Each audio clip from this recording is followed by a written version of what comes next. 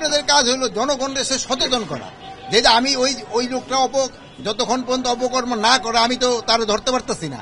অপকর্ম করার সাথে সাথে যদি আমি না ধরি তবে আপনি বলতে পারবেন। যুগান্তরে ধরেন যে 2টা রিপোর্টের সাথে সাথে আমরা অ্যাকশন নিছি না, সাথে সাথে আমরা তারে ক্লোজ করছি। এখন হলো কি, ঘটনাটা জানার পরে যদি আমরা কোনো কিছু অ্যাকশনে না যাই তবে বলবেন যে আমরা তো কোনো কিছু করতেছি না।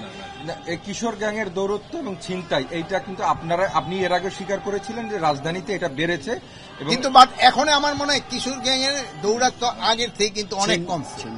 কিশোর গ্যাং ছিনতাই আগের থেকে কিন্তু অনেকটা কমছে, বাট তাও এখনো সহনীয় পর্যায়ে আসেনি। এটা আমি প্লাস হলো কি, আরেকটা জিনিস আপনি খেয়াল করবেন, আমাদের আইন শৃঙ্খলার সাথে সাথে এই যে কিছু করতে করতে যে এই যেমন বলতেছেন যে এই দাবি দাওয়া শুনতে শুনতে মানে আমাদের কিন্তু বাহিনীটা তো যেই কাজে ইউজ হবে মানে ওই কাজ না করে অন্য কাজের কিন্তু তাদের চলে যেতে হচ্ছে, স্ট্রেংথ তো কমে যাচ্ছে। এই যে ভাই বলতেছিল যে এই তো আলোচনা হইতেই থাকবে, আমাদের তো এটা হওয়ার কথা না।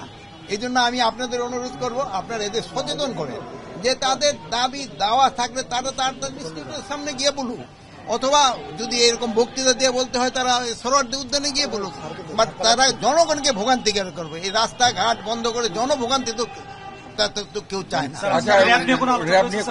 হ্যাঁ, র্যাব নিয়ে আলোচনা হয়েছে এবং এইটার ব্যাপারে আমরা একটা প্রপোজাল পাঠিয়েছি, মানে একটা আইডিয়া দেওয়া হয়েছে, একটা নাম এবং ড্রেসের ক্ষেত্রে আমরা আগামী সবাই, যেহেতু সবাই এটা নিয়ে একটু চিন্তা ভাবনা করতে হবে, তারপরে